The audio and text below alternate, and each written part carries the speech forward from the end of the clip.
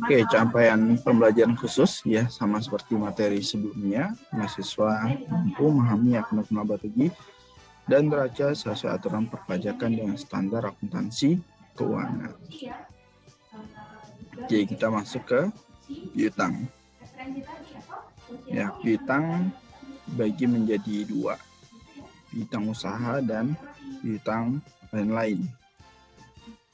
Nah, piutang usaha atau account receivable ya, timbul akibat adanya penjualan produk, kemudian penyerahan jasa dalam rangka kegiatan usaha normal perusahaan. Maksudnya usaha normal ini adalah kegiatan utama perusahaan. Nah, jadi core kegiatan yang dijalankan oleh perusahaan tersebut. Ya, jadi kalau ada penjualan ya secara kredit, maka kita catat dia sebagai piutang usaha ya, pada penjualan. Kemudian, jika ada transaksi piutang tapi di luar dari kegiatan utama perusahaan, maka kita catat di piutang lain-lain ya, atau other receivables. Ya. Jadi piutang lain-lain untuk menampung transaksi di luar kegiatan usaha normal perusahaan. Ya, jadi di luar kegiatan ya atau aktivitas utama perusahaan. Jadi kalau ada kegiatan ya di luar ini ya, maka kita catat di piutang lain-lain. Contohnya apa? Misalkan piutang pajak ya yang sedang kita pelajari. Ya, itu kan di luar aktivitas perusahaan ya. Misalkan piutang pasal 22, ya, pasal 23. Nah, itu bisa kita kategorikan ke piutang lain-lain atau piutang karyawan. Misalkan ada karyawan yang meminjam ke perusahaan. Nah, maka kita catat di piutang lain-lain karena itu di luar dari aktivitas normal perusahaan. Yang dimaksud normal ini aktivitas bisnis ya, bisnis operasional. Ya, jadi harus dipisahkan.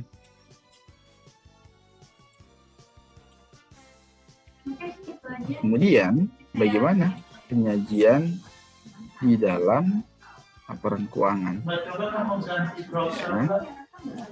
Yang pertama, penyajian piutang usaha dan piutang lain-lain dalam keuangan harus terpisah dengan menggunakan identifikasi yang jelas. Contoh, piutang usaha, piutang karyawan, piutang pajak. Nah, secara umum kita bisa mengkelompokkan sebagai dua, ya, terdiri atas dua piutang, ya, yang ada di slide sebelumnya. Jadi ada piutang usaha, piutang lain-lain. Ya, kalau transaksinya itu nggak banyak, ya, kecil-kecil, ya, itu bisa kita kelompokkan jadi dua aja. Tapi kalau banyak, ya, misalkan piutang karyawan itu cukup besar, ya, maka harus kita buatkan dia akun tersendiri. Ya, tapi kalau piutang karyawannya jarang, ya, kadang ada, kadang enggak, ya kita masukkan aja langsung ke piutang lain, ya.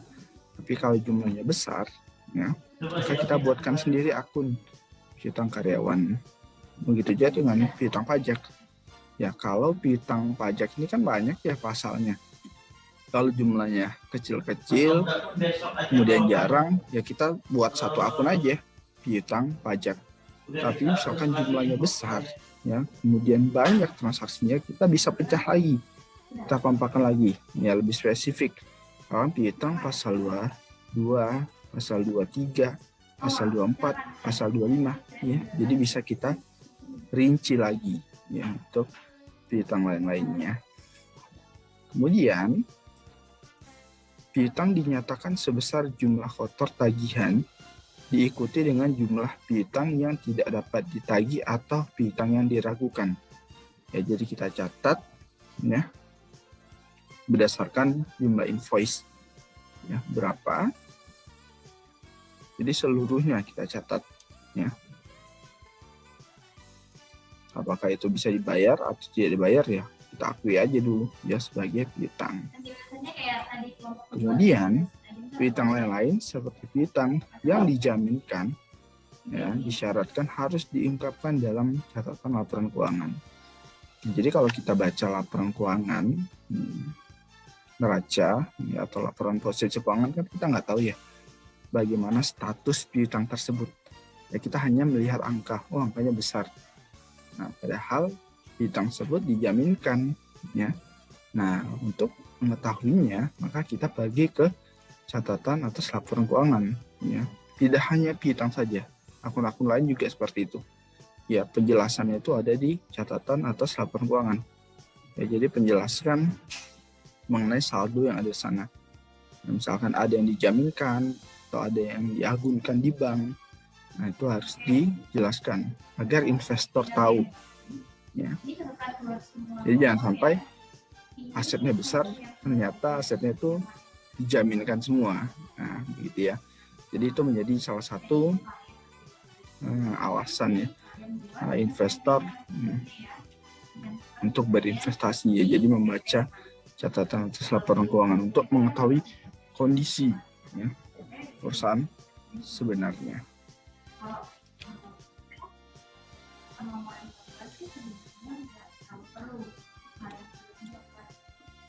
Oke, kemudian ya ini ya, pencatatan secara umum.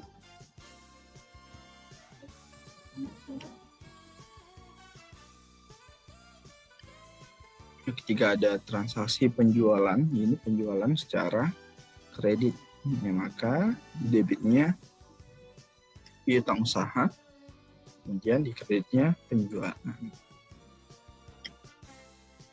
Kalau penjualannya tunai, ya ini kita catat langsung sebagai kas atau bank, ya. Kemudian bagaimana mencatat jika ada retur, ya, pengembalian barang. Kita jual barang, kemudian barangnya tidak sesuai, ya, dengan keinginan customer atau pembeli, maka kita catat sebagai retur dan potongan penjual. Nah, akun ini bisa jadi satu seperti ini atau berdiri sendiri. Retur penjualan sendiri, potongan penjualan sendiri, boleh, ya. Kemudian di kreditnya piutang usaha, ya. Jadi retur dan potongan penjualan ini mengurangi piutang. Ya, jadi awalnya kita mencatat piutang segini, tapi karena ada barang yang rusak, ya, maka barang tersebut, ya, dikembalikan, ya, berarti piutangnya berkurang dong, ya. Jadi nanti ketika pelunasan piutang, si customer nggak bayar 50 juta, ya, tapi 50 juta dikurang 20 juta, ya, berarti piutangnya tinggal 30 juta. Ya, jadi ketika pelunasan yang dibayar 30 juta. Kemudian untuk penjualannya apakah akan berkurang? Berkurang, ya. Jadi nanti di laporan laba rugi, ya, ini akan disandingkan. Ya, jadi penjualan akan disandingkan dengan retur. Ya, jadi retur dan potongan penjualan ini akan masuk ke laporan laba rugi, ya. Jadi penjualan nanti juga akan menjadi 30 juta. Oke.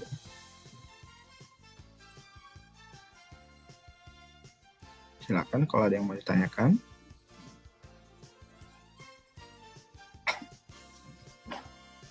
Izin bertanya, Pak. Ya, Emi.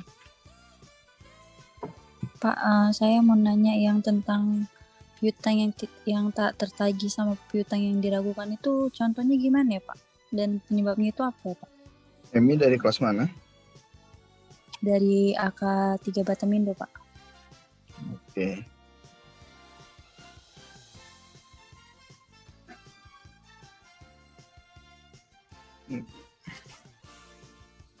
Oke, nah kita masuk ke sini ya untuk menjawab pertanyaan dari Emi tadi. Ya. Di sini ada metode penghapusan piutang. Jadi kenapa sih kita mencatat penghapusan piutang ini. Ya, jadi alasannya ya bisa jadi ya si customer itu bangkrut. Bisa jadi si customer itu mengalami bencana alam.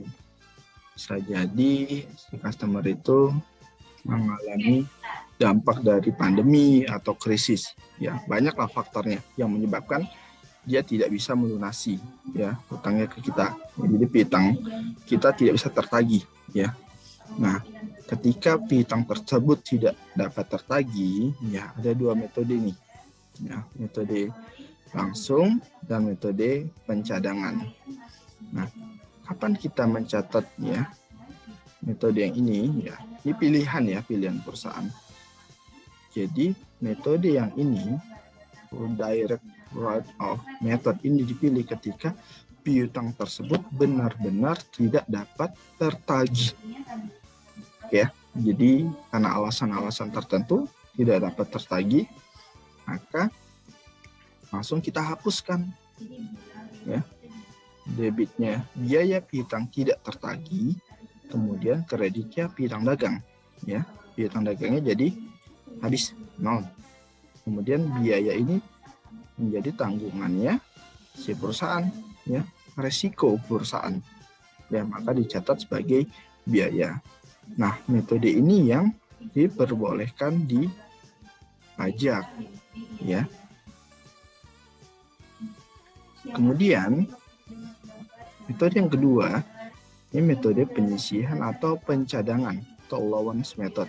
Nah, ini kita memprediksi ya.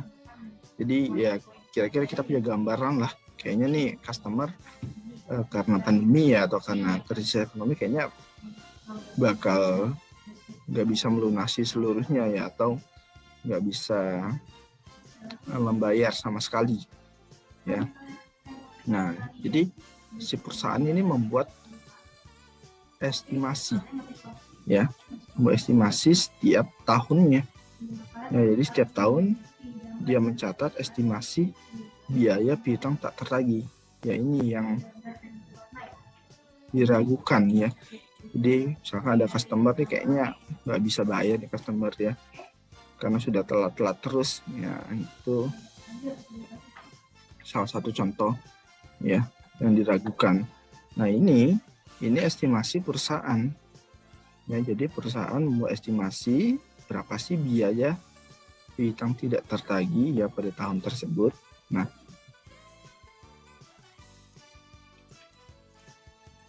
ya ini belum tentu si customer itu nggak bisa bayar, tapi masih estimasi dari perusahaan. Ya, nah di kreditnya bukan piutang, tapi penyisihan piutang tak tertagih. Ya, jadi ini masih cadangan.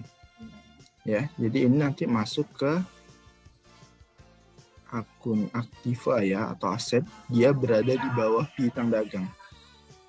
Posisinya di kredit ya. Jadi akun ini akun kontra dari piutang dagang. Ya, jadi biayanya sama, tetap sama, hanya beda bawahnya. Ya, jadi kalau kita pakai metode yang kedua, yang B, piutang dagang itu masih ada. Ya, karena kan kita masih memprediksi. Nah, kemudian misalkan benar-benar terjadi nih ya. Terjadi si customer nggak bisa bayar. Nah, nanti baru kita hapus piutangnya. Nah, berarti di debitnya bukan biaya lagi, tapi penyisihan piutang tak tertagih ya. Jadi ini nanti pindah ke debit, kreditnya baru piutang ya. Nah, jadi kalau memang benar-benar si customer tuh nggak bisa bayar gitu ya. Jadi ini metode pencadangan. Nah, ini tidak diperkenankan di pajak ya. Diperkenankan hanya untuk sektor-sektor tertentu ya. Secara umum seperti ini yang diperbolehkan yang A. Jadi kalau ada perusahaan yang melakukan pencadangan, dia tidak termasuk ke dalam sektor tertentu, maka harus dikoreksi